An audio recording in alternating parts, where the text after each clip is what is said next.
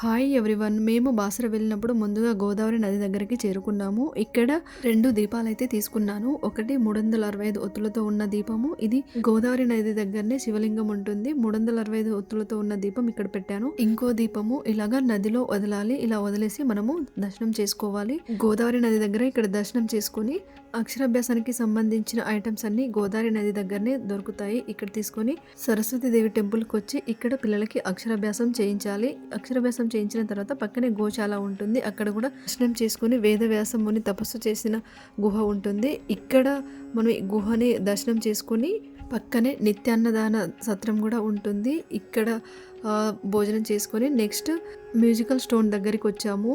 ఈ శిలను మనము రాయితో మోదితే కంచు మోగినట్టు మోగుతుంది.